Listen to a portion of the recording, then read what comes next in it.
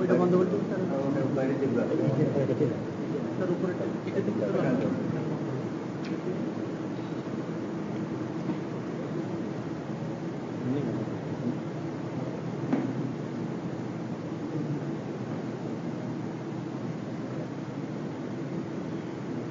أعوذ بالله من الشيطان الرجيم بسم الله الرحمن الرحيم يا أيها الذين آمنوا ادخلوا في السلم كافة হে ইমানদারগণ ইসলামের মধ্যে পরিপূর্ণভাবে এসে যান। এক পূর্ণতা হলো আল্লাহর যত হুকুম আছে সব হুকুমগুলো পালন করা। কোনো হুকুম পালন করলাম, কোনোটা করলাম না এমন নয়, বরং সব হুকুমগুলো পালন করি। এটা হলো এক ধরনের পূর্ণতা।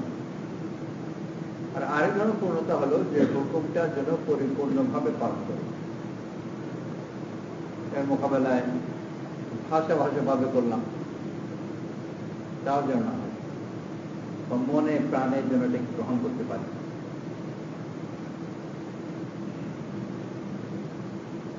একজন ইহুদি আলিম ছিলেন, আব্দুল্লাহ ইবনে সালাম বা আব্দুল্লাহ ইবনে সাল্লাম, ভিন্ন উচ্চারণ করেন। উনি মুসলমান হলেন এবং এর নাম করা সম্প্রদায়, ইহুদি সম্প্রদায়ের খুব প্রভাবশালী ব্যক্তি ছিলেন, খুব সম্মানিত ব্যক্তি ছিলেন। ওনার সাথে আরো কিছু ইহুদিরা মুসলমান হলেন।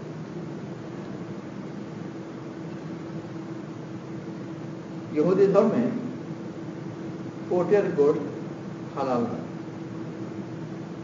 ইসলামে হালাল।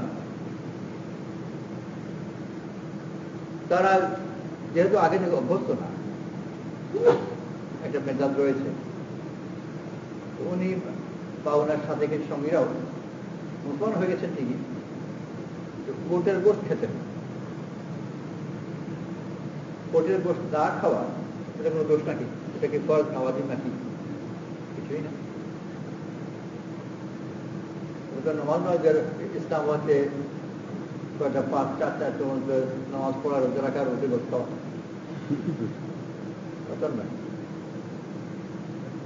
ওটের গোশত শরীয়তের কোন আহকাম ইত্যাদির মধ্যে কিছুই নেই, কিন্তু তাদের ক্ষেত্রে ওটের গোশত না খাওয়া একটা বিশেষ অর্থ আছে। যেটা আচরণ মেজাজ আগের যে ইহুদি মেজাজ ছিল সেই মেজাজটা কিছু বাকি রয়ে গেল।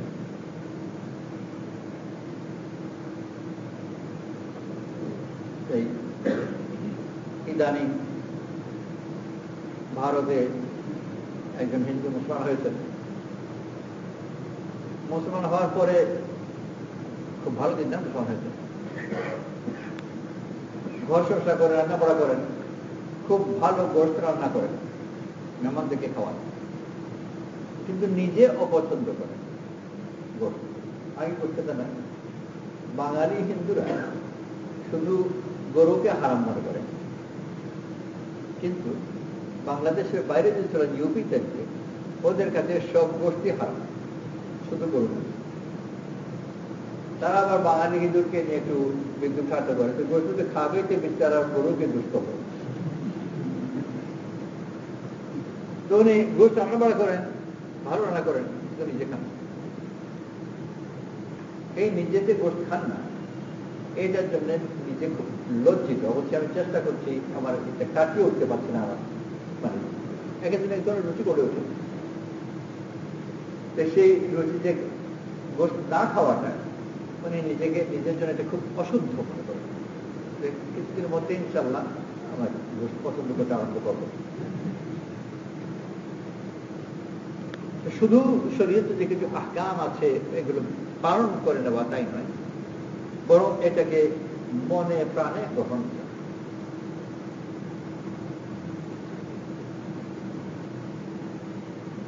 কোন ভিতর থেকেও যেন কোনো আংশিক ভাবে যেন বাধা না। ফলা ওয়ারাব্বিকা লা ইউমিনুনা হাত্তা ইউহাক্কিমুকা ফীমা শাজারা বাইনাহুম ওয়া লা ইয়াজিদুনা ফী আনফুসিহিম হারাজাম মিম্মা কাদাইতা ويسلموا تسليما। আল্লাহ তাআলা যে হুকুমকে দিয়ে দিয়েছে ওইটা যেন পরিপূর্ণভাবে গ্রহণ করে।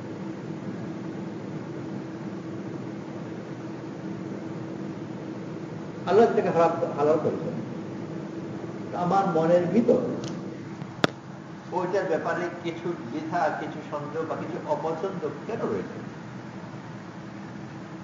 তার মানে আল্লাহ হুকুমকে, আল্লাহ শরীয়তের আহকামকে মনে থেকে সম্পূর্ণভাবে গ্রহণ করতে পারছি না।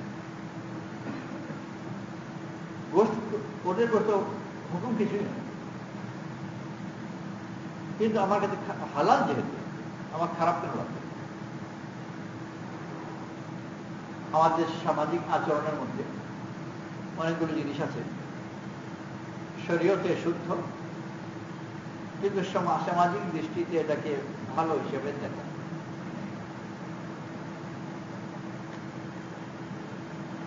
আমার খুব ঘনিষ্ঠ একজন বন্ধু তার মেয়েকে বিয়ে দিয়েছিল তার আপন মামাতো ভাইয়ের কাছে। সে আবার খুব দিনটা কিছু নয়, কিন্তু এটা কেমন করে পর আমি বর্ণনা আমার খুব ভালো লাগে যে একেবারে নিজের মামাতো ভাই, তার মানে আমাদের সমাজে তাকে তো মামাই বলে, আর মামার কাছে ভাগ্নির বিয়ে সর্বনাশ। কিন্তু সে বিয়ে দিয়েছে, সেই মেয়ে সে পরবর্তীতে ইন্তেকাল করেছে। কিন্তু এই যে সামাজিক ভাবে একটাকে জিনিসকে খারাপ মনে করা, অথচ শরীয়ত থেকে খারাপ মনে করছে না, তার মানে আমি আল্লাহর চেয়ে বেশি কিছু বুঝি।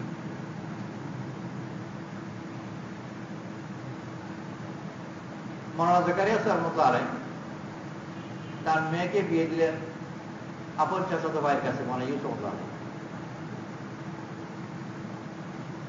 তো যেহেতু মাওলানা জাকারিয়া স্যার আর আমরা তাবলীগীরা তো কিছু বলতে পারি না,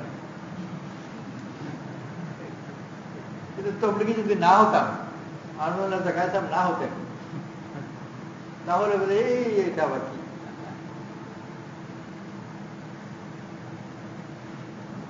আল্লাহ তাআলা যেটাকে হালাল করেছেন ওটা হালাল, যেটা হারাম করেছেন ওটা হারাম। এ ব্যাপারে যেন মনে কোনো দ্বিধা না,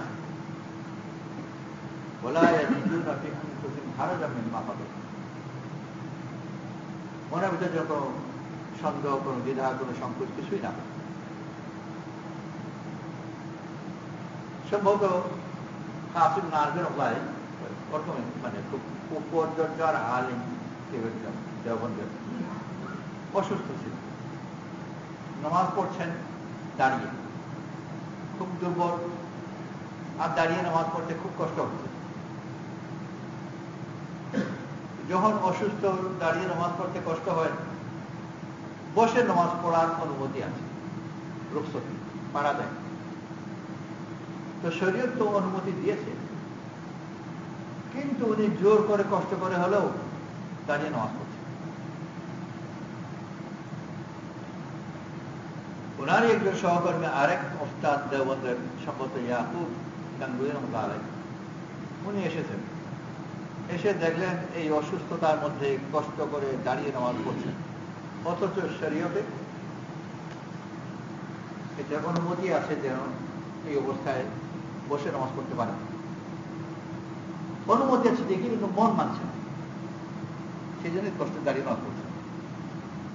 ওনারা ইয়াকুব রাহমাতুল্লাহ আলাইহি ওনাকে বলতেন যে এই যে আল্লাহ তাআলা এই রুখসত দিয়েছে আর মন মানছে না, এটা আপনি ভাবছেন যে বোধহয় আজিম, মানে দিনের মধ্যে মজবুতি, তা নয়, একটা রোহানি রোগ।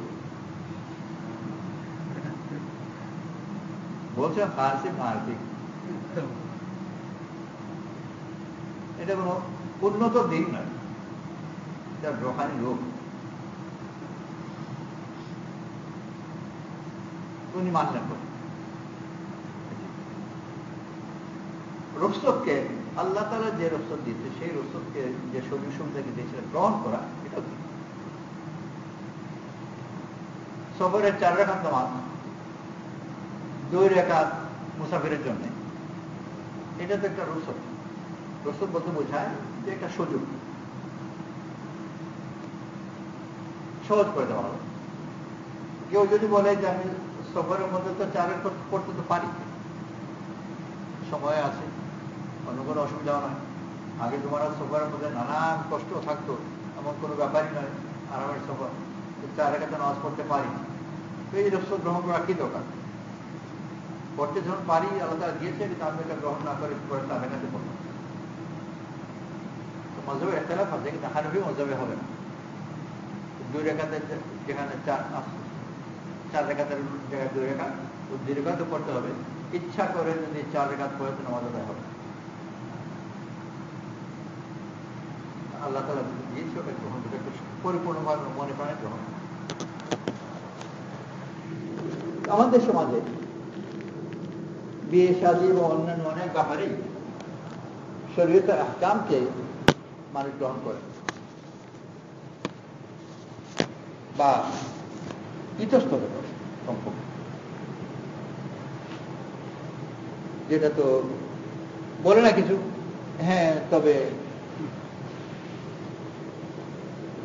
আর দিলকে পুরোপুরি ভাবে প্রস্তুত করা, যেন আল্লাহ তাআলা যে কথা বলেছেন ওই কথা এটাই ঠিক, আর এটা যেন মনের কাছে ভালো লাগে। এটা নয় যে মন মানছে না তবুও কোনোরকম করে মেনে নিলাম, ওষুধের মতো গিলে নিলাম, বরং এটাকে যেন ভালো লাগে, শরীরের সব হুকুম যেন প্রিয়। মেওয়াতে এখানে তবলিগের কাজ আরম্ভ হয়েছে, তো ওখানে মেওয়াতে তাদের সম্পত্তির বন্টনের মধ্যে মেয়েদেরকে সম্পত্তির ভাগ দিত, শুধু ছেলেরাই। এটা আমাদের দেশে অনেক জায়গা করে, দিনটা ওই জায়গায় কোনো দিন চলবে না, দুনিয়াদারদের দুনিয়া ওখানে চলে না। একজন দিন থেকে দূরে দেশের মানে খুব পরিচিত ব্যক্তির মধ্যে ছিলেন, ইন্তেকাল করেছেন, নাম বলে এখন অনেকে চিনবে। দিনদারির মধ্যে নেই, খুবই আধুনিক মানুষ। আর শরীয়তের বন্টন যে ভাই 2 ভাগ পাবে, বোন 1 ভাগ পাবে, এইসব জিনিস নীতিগতভাবে উনি গ্রহণ করেন না। সমান সমান হওয়া দরকার। ওনার বাপ বিরাট সম্পত্তি রেখে মারা গেছে, ওনার বোন আছে, ওখানে এই নীতি প্রয়োগ করেন, কারণ ওইটা হচ্ছে নীতিগত ব্যাপার, আর এটা হচ্ছে ব্যক্তিগত ব্যাপার।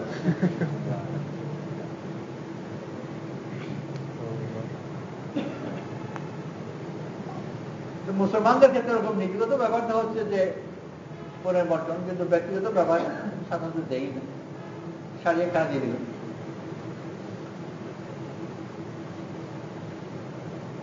আমাদের দেশে কোন এক জায়গায় ওরা 4 ভাই, 3 বা 4, ভালো করে তা করতে পারছি না, আর এরা সবাই তবলিগী। আর অঞ্চলে জিম্মাদার পর্যায়ে আরো চিল্লা দেওয়া, চিল্লাও দেয় সেই হিসাবে। আর বিশেষ করে অনেক জমির মালিক, অটোমেটিক্যালি ওরা জিম্মাদারের পর্যায়ে চলে গেছে। কিন্তু সম্পত্তির বন্টনে বোনদেরকে দেয়, জিম্মাদারি জায়গায় দিন কায়েম করবো পুরা দুনিয়াতে, আলমে ফিকিরা। কিন্তু সম্পত্তি বন্টন ওটা হচ্ছে প্রাইভেট ফিকির। সেই 3 জনের মধ্যে একজনকে তার বিয়ে করেছে, যেখানে তার শালা তাকে বোঝানোতে শালা রাজি হল যে হ্যাঁ কথা প্রতি বোনদের ভাগ দেওয়া দরকার। যখন সে নিজে বুঝলো, মানলো, বাকি 2 ভাই সে তালাক করল, তারা প্রসঙ্গ এড়িয়ে দেয়, না বলে না, হাও বলে না, কিন্তু আলমী ফিকির মধ্যে বেশি ব্যস্ত হয়ে যায়, আর নানান ধরনের জিম্মাদারির মধ্যে লেগে যায়। কিন্তু আল্লাহ বলে বারবার চেষ্টা করাতে ধীরে ধীরে অন্যান্য ভাইরাও তাদেরকে রাজি করানো হলো, রাজি হলো। আর তারপর আবার পুনর্বন্টন করে বোনদের সম্পত্তির ভাগটাক দেওয়া হলো। আলহামদুলিল্লাহ। মেওয়াতে তারা হিন্দু প্রচলন ছিল, নাম পর্যন্ত হিন্দু রাখত। অতএব মেয়েদের সম্পত্তির বাধ্যকে প্রশ্নই নেই, হিন্দু তাদের কোনো অস্তিত্বই নেই। হিন্দুদের মধ্যে যে ওই সতীদাহ ইত্যাদি প্রচলন ছিল, যে স্বামী মারা গেলে মহিলাকে আগুনের মধ্যে ফেলে দিত, এগুলোর পেছনে কিছু সম্পত্তির ব্যাপারও ছিল, যেগুলো এই সতীদাহ ইত্যাদি দিয়ে মানে ওকে রেখে দিলে সম্পত্তির ভাগ বন্টন রেখে যে নানান পেশ লেগে যায়, সবচেয়ে সহজ হলো একসাথে শেষ করে দাও। আর আমাদের দেশে বিশেষ করে জমি বড় দামি জিনিস। বর্তমান সমাজের মধ্যে তো জমি ছাড়াও অন্যান্য সম্পদ এসেছে। আগে জমি ছিল একমাত্র সম্পদ, ওটা নিয়ে সব কারাগারে মারামারি। তো মেওয়াতে ওরা তাদের জমির বন্টনের মধ্যে মেয়েদেরকে ভাগ দিত। তবলিগের কাজ যখন মৌলানা ইলিয়াস আরম্ভ করলেন, তখন ধীরে ধীরে নামাজ পড়তে আরম্ভ করলো, চিল্লাতে আরম্ভ করলো, দাড়ি রাখতে আরম্ভ করলো। পাগড়ি সম্ভবত ওদের প্রচলনের মধ্যে আগেই ছিল, চিল্লাতে। কিন্তু সম্পত্তির বন্টনে বোনদের ভাগ দেওয়া, ওটি এখনো আসছে না। দিন ধাপে ধাপে আসে। নামাজ রোজা যত সহজ চলে আসে, বিষয় সম্পত্তির সাথে যতীয় শরীরের আহকাম তত সহজে আসে। যেখানে টাকা পয়সার ব্যাপার আছে অত সহজে মানে না। এর চেয়ে তাহাজ্জুদ পড়া ভালো। তাহাজ্জুদ পড়লে কিন্তু ঘুষ ছেড়ে দেবে তা না,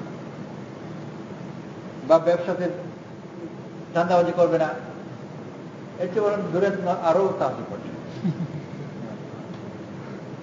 বা আজকাল ঢাকা ইত্যাদিতে ধনী সম্বন্ধে সে সম্বন্ধে দেখা যায় ঘন ঘন ওমরা করে, কিছু করে যায়, ওমরা করে না, সুদ যায়, কাঠ নিয়ে যায়, আরো সঙ্গী সাথীকে নিয়ে যায়। ওমরা ঘন ঘন করে ঠিকই, কিন্তু তার ব্যবসা বাণিজ্য ঠিক করে। আর ব্যবসা বাণিজ্য ঠিক না করে তো ওমরা যে যাচ্ছে ঠিকই, কার টাকা দিয়ে যাচ্ছে ওটাই তো বোঝা মুশকিল। হজ করে কিন্তু তার টাকা দিয়ে হচ্ছে। আর যাদের উপার্জন হারাম থাকে, ওরা মসজিদ, মাদ্রাসা, ক্রিকেট ক্লাব, ফুটবল ক্লাব সবাইকে বড় হাতে দেয়, যে যায় তাকে দেয়, দিল দরিয়া থাকে। আসলে তো টাকা অন্যের, তো দিল দরিয়া হবে নাই বেটার। ছোট্ট একটা ঘটনা, কিন্তু অনেক কিছু বোঝা যায়। তখন কলেজে পড়তাম, এইচএসসির নাম ছিল তোমার আইএসসি। আইএসসি পড়তাম, বিকেল বেলা আরো দুই বন্ধু তিনজন হাঁটছি। পরবর্তীটা বঙ্গবন্ধু এভিনিউ হয়েছিল, ওটা দেখে খুব ঘন বাজার এখন। তখন আর একটা হালকা ছিল, ওটার নাম ছিল জিন্না এভিনিউ। বাংলাদেশ হওয়ার পরে সব জিন্নাগুলো ট্রান্সফার হয়ে গেছে বঙ্গবন্ধু বাজার অফিসে। জিন্না হচ্ছিল ওইটা বলতে টোটো, ওই রাস্তায় হাঁটছিলাম, আমি তিনজন ছিলাম। এমন সময় সামনে থেকে একজন ভিক্ষুক হাত পেতেছে। আমাদের বাকি দুজনের একজন, আরেকজনের পকেটে 10 টাকার নোট ছিল। তখন 10 টাকার নোট মানে ওটা দিয়ে বেশ ভালো খাওয়া দাওয়া হয়। তিনজনের হয়তো কিছু নাস্তা মোটামুটি কিছু হবে, 10 টাকা বেশ ভালো টাকা। পকেটে 10 টাকার নোট ছিল, একটু একটু হালকা হালকা বোঝা যায়। ওই সাহেব যখন সে হাত পেতেছে, একজন ওর পকেটে 10 টাকার নোট দিয়ে ওকে দিয়েছে। বড় হাতে দান করলো, অসুবিধা তো নেই, টাকা তো পরে। হালাল ওয়ালারা যারা দুনিয়াদার এবং হালাল উপার্জন করে, এরা খুব হিসাব করে খরচ করে। একেবারে যদি বলি আল্লাহ হয়ে যায় সেটা আলাদা। আর যারা দুনিয়াদার কিন্তু হারাম উপার্জন করে, ওরা আবার সাধারণত প্রায় খুব দিল দরিয়া, কারণ পরের মাল তো। কাকারের সামনে এক সাই হাত পেতেছে, তবলিগ ওয়ালাদের ভিড় ওখানে এসে নামাজের পরে। তারা ভিক্ষার্থীর কাছে কেউ কিছু পায় যায়। হাঁটতে হাঁটতে হাঁটতে হাঁটতে আমরা পার হয়ে তারপর ঢাকা ক্লাবের সামনে এসেছে। ঢাকা ক্লাবের সামনে যখন এসেছে, তো ঢাকা ক্লাব থেকে একজন টান বাটাল বের হয়েছে, ওর কাছে হাত ধরেছে, ও পকেটে 500 টাকা নোটের দিয়ে দিয়েছে। তো সাইল সে 500 টাকার নোট হাতে নিয়ে আল্লাহর খুব শুকর আদায় করছে, আর বলছে আল্লাহ তোমারও ভেদ বুঝলাম না, এক জায়গায় ঠিকানা দাও আরেক জায়গায় থাকো।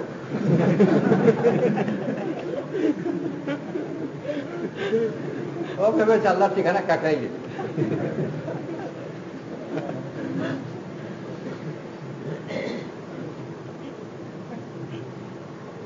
মেওয়াতিরা তাদের সম্পত্তি দিত,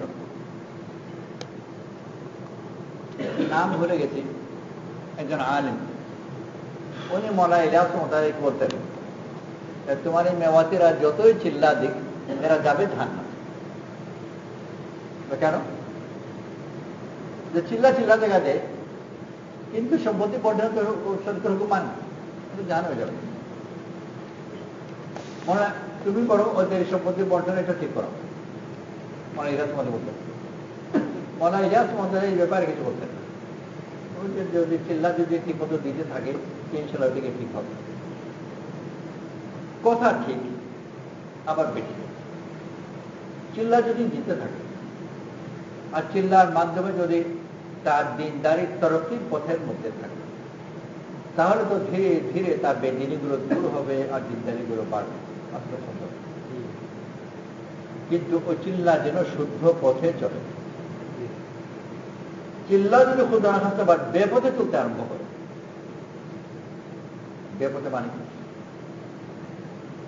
চিল্লা দিয়ে আল্লাহওয়ালা হওয়া বা দিনদার হওয়া এইটা মনের মধ্যে না থেকে সে যদি একজন ইম্পর্টেন্ট তবলিগওয়ালা হওয়াকে টার্গেট করে, আমি একজন পাওয়ারফুল তবলিগওয়ালা হব, তাহলে সে চিল্লা দিতে থাকবে কিন্তু তার দিনদারিটা অগ্রসর হবে না। কারণ সে আল্লাহওয়ালা হওয়াকেও তার লক্ষ্য বানায়নি, দিনদার হওয়াকেও লক্ষ্য বানায়নি, শরীয়ত পান্থ হওয়াকেও লক্ষ্য বানায়নি। সে তো একটা হায়ারার্কি, একটা ধাপে ধাপে একটা উপরের পজিশনকে লক্ষ্য করে। তার লক্ষ্য হলই যে নিজ মহল্লায় জমাতে জমাত গ্রামের সাদা মানুষ যাদের কোনো দুনিয়াতে কোনো গুরুত্ব নেই, কোনোভাবেই এদেরকে টেনে কিন্তু ভিআইপি বলার কোনো উপায় নেই।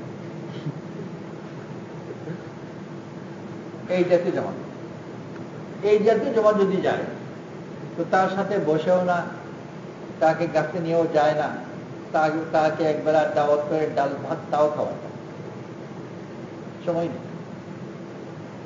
আবার যদি তার ওখানে কোন ভিআইপি বা ভিভিআইপি জমাত আসে, তাহলে তার সম্পূর্ণ 3 দিন জমাতের জন্য আল্লাহর মেহমানরা এসেছে আর আমি ঘরে শুভ, এটা হতেই পারে।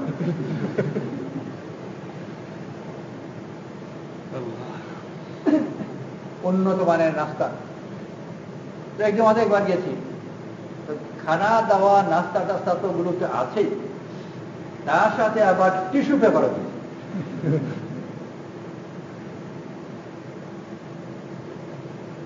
একই ব্যক্তি গরিব মানুষের জমা তেলে তার দিকে তাকাবো তার সময় নেই, আর ধনী লোকদের জমা তেলে সে বাড়ি যায় না, আর উন্নত মানের নাস্তা টাস্তা ইত্যাদি চলছে। তো ব্যাপারটা কি? আল্লাহর নিসবতেই যদি হতো তাহলে গরিবের কত বেশি ছিল, তার মানে ভিতরে অন্য কোথাও অন্য কোনো পেট লেগে আল্লাহর বাস্তি জমা, আল্লাহর বাস্তি যদি পারে অগ্রসর হতে পারে, তাহলে ইনশাল্লাহ ধীরে ধীরে মনে ইলিয়াস আমাদের যে কথা বলেছিলেন যে ওরা শেষ পর্যন্ত গিয়ে তার সব বর্তমান ঠিক করবে, ধাপে ধাপে তার দিনদারি বাড়বে, আর যত বেশি দিনদারি বাড়ে আস্তে আস্তে আস্তে আস্তে করে সব জায়গায় তার দিন হবে।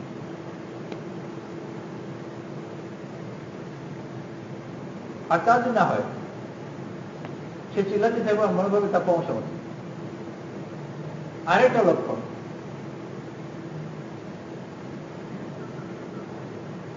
দিনদারি এটা দাবি করে সাধারণ মানুষের ক্ষেত্রে, যে দুনিয়া তার মানুষের কাছে পরিচিতি ইত্যাদির কোনো মোহ বাড়বে তো না, বরং কমবে। মানুষের কাছে আমি পরিচিত হব, ভালো পজিশন হব, এগুলো তো মানুষের নফসের জানা। পরিচিতির মোহ যদি তার কাছে বাড়ে, তাহলে বোঝা যাবে যে সে দিনের দিকে অগ্রসর হচ্ছে। তো কখনো কখনো দেখা যায় যে অনেক পুরনো তবলিগী,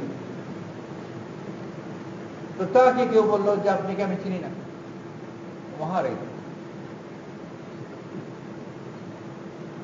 আমাকে চেনে না, মৌলানা জুবের আমাকে চেনে,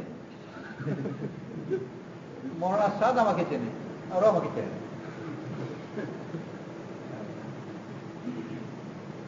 এগুলো আলোচনা কেন করছি? যে আমি নিজের অবস্থাকে দেখি আমি কোন পথে চলছি। আমি কি দিনের দিকে যাচ্ছি, না দিনের নামে ও জানতে একটা পার্টি বানিয়েছি আর সেই পার্টিতে আমি চিফ হতে চাই, বা পার্টির নেতার সাথে লাইন করতে চাই। আল্লাহওয়ালাদের মিজাজ এরকম। আল্লাহ তো অপরিচিত থাকাকে পছন্দ করে,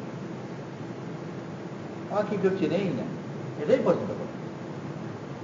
ইন্নাল্লাহা ইউহিব্বুল আবরার আল আতকিয়া আল আখফিয়া আল্লাযীনা ইযা গাবু লাম ইফতাকাদু ওয়া ইন হাদারু লাম ইউদউ ওয়া লাম ইউকাররাবু কুলুবুহুম মাসাবিহুল হুদা ইয়াখরুজুনা মিন কুল্লি গাবারাআ মুযলিমা। নিশ্চয় আল্লাহ তাআলা ভালোবাসেন নেক বান্দাদেরকে, যারা মুত্তাকি আর যারা গোপন থাকা পছন্দ করে। তাকে চিনে কিভাবে গোপনতা পছন্দ করে? কোথাও যদি সে না যায়, কোনো মজলিসে, তোমার এই ধরুন মজলিসে সে না যায়, কেউ তার খোঁজ করে। মানুষ কার খোঁজ করে? যাকে সে ইম্পর্টেন্ট মনে করে তার না খোঁজ করে, আর যাকে সে কোনো পাত্তাই দেয় না ওর খোঁজ করে নেবে। তো সেই ব্যক্তি ওরকম যে কেউ তার ক্ষতি করে। আর যদি যায় তোকে টেনে ভালো আসনে বসায় না, আরো একে ওকে অনেক খাওয়া দাওয়ার ব্যবহার থাকে, দোকানে বসায়, ও দাঁড়িয়ে আছে, ব্যক্তি তাকাই। আল্লাহ তাআলা বলেন, রাসূল সাল্লাল্লাহু আলাইহি ওয়াসাল্লাম কুলুবুহুম মাসাবিহুল হুদা, এদের দিল হচ্ছে হিদায়াতের প্রদীপ। আমার মন ওরকম চাই কি, নাকি আমি চাই যে আমি খুব পরিচিত হয়ে যাই, পাওয়ারফুল ব্যক্তি হয়ে যাই, মশওয়ারার জন্য আমাকে জিজ্ঞেস করা হয়, আমাকে জিজ্ঞেস না করে কেন করবে ইত্যাদি। ওই দিকে যদি অগ্রসর হই তাহলে সতর্ক হওয়া দরকার, নিজেকে আবার টেনে এনে শুদ্ধ পথে রাখি, নইলে ভুল লাইনে আমি পড়ে গেছি। আর লাইন যদি ভুল হয়ে যায়, যত আগে যাব তত দিন থেকে দূরে যাব। ভাবছি দিনের কাছে আসছে, আল্লাহর পথে বের হওয়া যদি আমার দিলের মধ্যে মালের মহব্বত কমে, তাহলে তো দিলের দিকে দিনের পথে অগ্রসর হচ্ছে। আর ধন দৌলত সম্পদের মহব্বত যদি বেড়ে যায়, মনে আবার বেড়ে যাবে কেন? না, খুব বেড়ে যেতে পারে। আগে যখন তবলিগে ছিলাম না, বেশি চিন পরিচয় ছিল না, 87-তে উঠা বসা করতাম, তো যে কোনো ছোটখাটো একটা বাড়িতে ছোটখাটো জামা কাপড় চলে। এখন তবলিগে সব বড় বড় সব ভিআইপি দেশে উঠা বসা করতে করতে এখন মনে হচ্ছে আমারও বাড়ি বান্ধবটা। আমার বাড়িতে যেন মস্তুরাতের জমাত আসে, মস্তুরাত জমাত আসলে তো কয়েকটা বেডরুম লাগে, আর শুধু মস্তুরাতের জমাত নয়, বরং হাই লেভেল মস্তুরাতের জমাত যেন আসে। হাই লেভেল মস্তুরাতের জমাত আনতে হলে শুধু আলাদা আলাদা বেডরুম হলেও চলবে না, বাড়ির দুটো আলাদা গেট থাকতে হবে, আর একাধিক বড় বড় গাড়িও থাকতে হবে স্টেশন থেকে এয়ারপোর্ট থেকে আনবার জন্য। তো শতাধিক সব বুদ্ধি দিতে থাকে যে দিনের ভালো করে খেদমত করতে হলে তোমার বাড়ি আর বড় বাড়ি করো, যেখানে মস্তুরাতের জমাত আসবে। আর আজকাল গ্রামের জমাত তো কোন রকম করে চলে আসে, কিন্তু মস্তুরাত জমাত যদি আসে তাহলে ওরকম ওই লেভেলের বাথরুম টাথরুম থাকা দরকার। তো ওই লেভেলে বাথরুম যদি না থাকে তাহলে কেমন করে হবে? অতএব এরকম চলবে না। তোমাকে আল্লাহকে রাজি করতে হলে তোমার অনেক টাকা প্রয়োজন, টাকার মোহ বেড়ে গেল। এই যে কথাগুলো আমি বলছি একেবারে যে হাওয়াই কথা তা না, এইভাবে শয়তান বুদ্ধি দেয়, আর বুদ্ধি অনেকে গ্রহণও করে। তো তবলিগে আসবার আগে ওর কাছে টাকা পয়সার যে মহব্বত ছিল, যে মোহ ছিল, তবলিগে ঢুকে কিছু প্রমোশন পাওয়ার পরে, কিছু জিম্মাদার হওয়ার পরে ওটা অনেক বেড়ে গেছে। তার মানে তবলিগে এসে তার প্রচুর ক্ষতি হয়েছে। এসে তবলিগে না আসতো, ও ভালো মুসলমান ছিল, এসে তার ক্ষতি হয়ে গেছে। ক্ষতি তো যে কোনো জায়গায় হয়ে যেতে পারে, তবলিগের দোষ নয়। আমি আমার নিজেকে শুদ্ধ পথে রাখি, সেই জন্য ভাই আল্লাহর পথে বের হয়ে বারবার করে এটা খেয়াল করতে হবে যে আমি ঠিক পথে আছি। এখন কেমন করে করবো? সহায়ক হিসেবে একটা জিনিস হতে পারে এগুলো, আর শরীরে আহকাম যতগুলো আছে সেগুলো খেয়াল করা। হাদিস শরীফে খুব তাগিদের সাথে আছে গরিবের সাথে উঠা বসা বেশি করে, ধনীদের সঙ্গকে পারতে এড়িয়ে চলে। ধনীদের সাথে আমি চলাফেরা করবো, তোমার মনের ভিতর ধরনের মহৎ বেড়ে যাবে। করাচির জমাত, মস্তুরাতে জমাত গেছে পেশাওয়ার। পেশাওয়ারের মানুষ তুলনামূলকভাবে কম সচ্ছল। করাচি ব্যবসায়ী জায়গা, বড় শহর, ধনী মানুষ। যে মস্তুরাতে জমাত যারা গেছে তারাও ওরকম।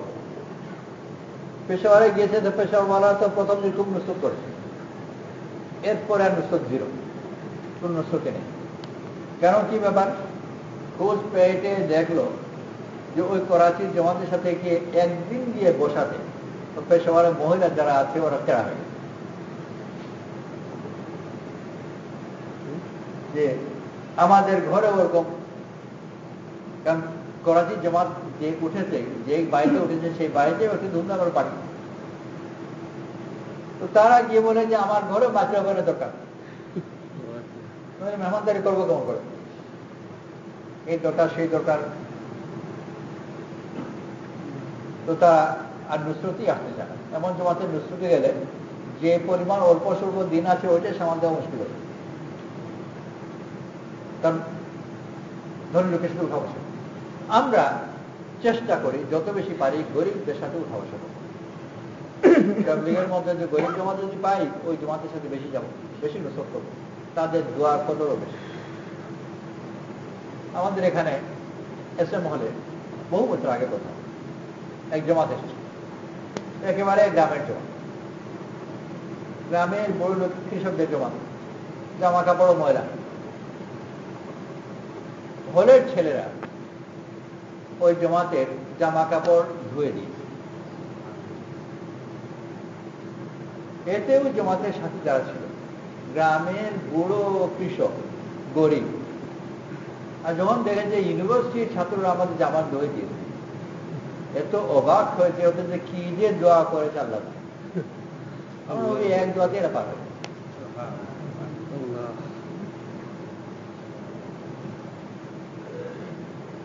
এর মোকাবেলায় ধনী জমা যদি আসে, বেশি ধনী, আর তার জামা কাপড় যদি ধুয়ে দেও, জমাতওয়ালা মনে করে যে আমার কত এহসান, তারপর আমার কাপড়কে যদি দিলাম।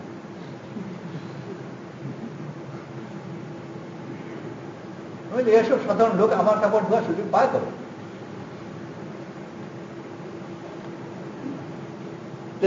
গরিবদের সাথে বেশি উঠা বসা করে। আর আরেকটা জিনিস আমাদের মধ্যে খুব কম হয়, এটা বাড়ানো দরকার, ফজাইলে সদকাতের বেশি পড়া এবং বেশি চর্চা করা। এই কিতাব হযরত মাওলানা জাকারিয়া রাহমাতুল্লাহ আলাইহি ক্ষমতায় লিখেন, মানে ইজাজ রাহমাতুল্লাহ আলাইহি এই জাতীয় জিনিস লিখতে বলেছেন, উনি সেই আদেশে লিখেছেন। এর দ্বারা মালের মহব্বত আশা করা যায় কমবে। এটাকে যদি একবার দুবার নয় বারবার করে পড়ি এবং নিজের জীবনকে সেইভাবে সাজাবার ফজাইল সদকাত, তো ফজাইলে সদকাতের চর্চা আরো বেশি বাড়ানো প্রয়োজন, অনেক বেশি বাড়ানো, যাতে ঘরের মধ্যে একটা আসর। তাআলা আমার সবাইকে তৌফিক নসিব করুন, যেন আল্লাহ তাআলা আমাদের দ্বীন নসিব করে। আমার জীবনে দিনদারি আসছে কিনা তার বড় একটা লক্ষণ হলো যে আমার কাছে মান মহব্বত কমছে। বহুদিন আগের কথা, পাকিস্তানে এক জামাতে সময় লাগাচ্ছিল। ওই জামাতে একজন সাথী ছিল, সে জাহাজের ইঞ্জিনিয়ার জাতীয় জিনিস, খুব মানে একটা ভালো কোয়ালিফিকেশন, যে যার দ্বারা অনেক বেতনের চাকরি পাওয়া। দিনে মেহনত করেছে আর মেহনতের মধ্যে আছে। তো এক চাকরি লম্বা ছুটি নিয়ে চলে যাওয়াতে চাকরি চলে গেছে, আবার চাকরির জন্য দরখাস্ত করেছে, আর ইন্টারভিউ জন্য গিয়েছে। ইন্টারভিউ জন্য গিয়েছে, যেহেতু ওর ওই কোয়ালিফিকেশন ওদের ঠেকা আছে, তারা চাকরি ওকে দিতে প্রস্তুত। বেতন কত, তারাই একটা প্রস্তাব দিল, এত টাকা বেতন, মানে যেটা অনেক বড় অঙ্কের বেতন, বড় বেতন। ও বলে যে এত টাকাতে আমি কি করবো? তো ওর চাকরি যা দিতে চায় তারা অবাক। সবসময় নিয়ম হচ্ছে যত টাকাই তাকে দেওয়া হোক না কেন, সে বলে আমার আরো বেশি প্রয়োজন, আমার দাবি আরো বেশি। আর এই কি ক্যান্ডিডেট এসেছে, সে বলে এত টাকা আমার কি করবো, তোর কিছু কম দাও, হিসাবে ঝামেলা কম নেই।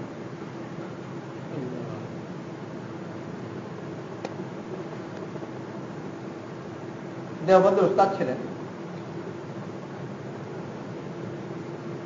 সম্মতি আফুর রমজান।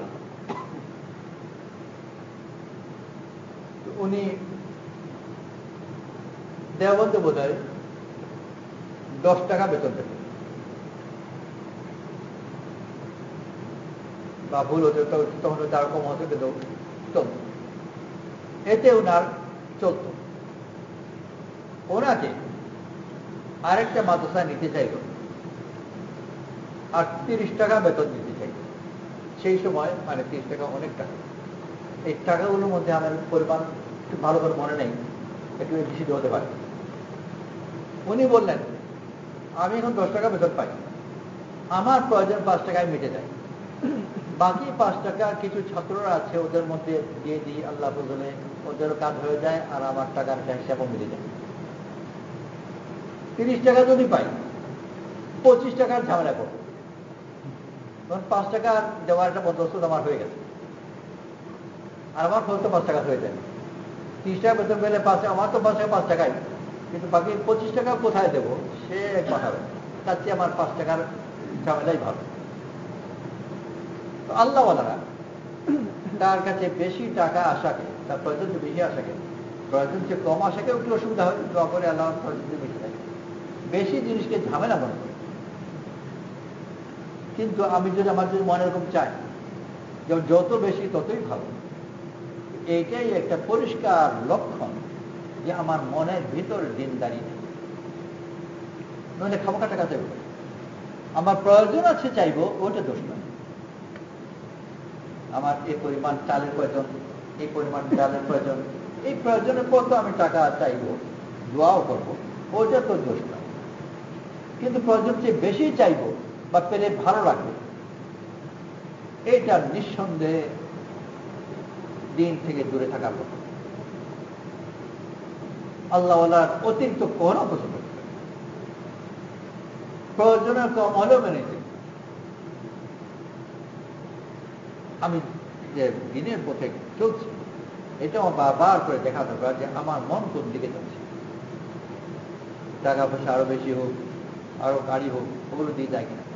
শয়তান ভুল পথে লাগিয়ে দেয়। আমি যখন তবলিগে ছিলাম না, তখন আমার একটা সাইকেল যথেষ্ট ছিল। এখন তবলিগে ঢোকার পরে মুরব্বী হয়েছি, এখন ঢাকা থেকে যে মুরব্বীরা আসেন, মুরব্বীরা আসতে রয়েছে, তাদেরকে রিসিভ করতে হলে গাড়ি দরকার পড়ে। গাড়ি এখন গিয়ে অমুকের কাছে গিয়ে গাড়ি চাইতে হয়। এর চেয়ে ভালো তো আমার নিজের গাড়ি হলেই তো আমি মুরব্বীকে সুন্দর করতে পারতাম। কি সুন্দর বুদ্ধি, শয়তানও বোঝানো, সেও বুঝলো। আমাকে বারবার করে দেখা দরকার যে আমার মন কোন দিকে দিন আমাকে মানুষের সাথে পরিচিতির মোহ বাড়াচ্ছে না কমাচ্ছে, আমার সম্পদের মোহ বাড়াচ্ছে না কমাচ্ছে, আমার বদমেজাজি রাগ টাগ ইত্যাদি বাড়াচ্ছে না কমাচ্ছে। যদি এমন হয় যে আগে সাদা মানুষ ছিল, কেউ উল্টা পাল্টা করলে মেনে নিত, এখন তার হাই পজিশন, একটু এদিক সেদিক হলে রেগে যায়। রাগ যদি বেড়ে যেত, তার শয়তানের সাথে সম্পর্ক বেড়ে যায়। আল্লাহওয়ালারা তো লাথি মারলেও রাগ করে, আর এও আগে বেশি করতো না। এখন তার অনেক তেল। এটা কোথেকে? যেমন মনে করছে এখন বিরাট হাই পজিশনে এসে গেছে। তো আমার রাগ বাড়লো না কমলো, আমার মানুষের কাছে আমার অবস্থানের মোহ বাড়লো না কমলো, বিলাসিতার আগ্রহ বাড়লো না কমলো ইত্যাদি, এইসব জিনিস দিয়ে নিজেকে মাপবার চেষ্টা করা।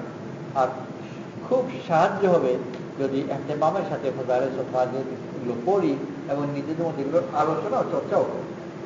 আল্লাহ সবাইকে তো সুবহানাল্লাহ বিহামদিহি সুবহানাকাল্লাহুম্মা ওয়া বিহামদিকা নাশহাদু আল্লা ইলাহা ইল্লা আনতা নাস্তাগফিরুকা ওয়া নাতুবু ইলাইক। সুবহানা রাব্বিকা রাব্বিল ইজ্জাতি আম্মা ইয়াসিফুন ওয়া সালামুন আলাল মুরসালিন ওয়ালহামদুলিল্লাহি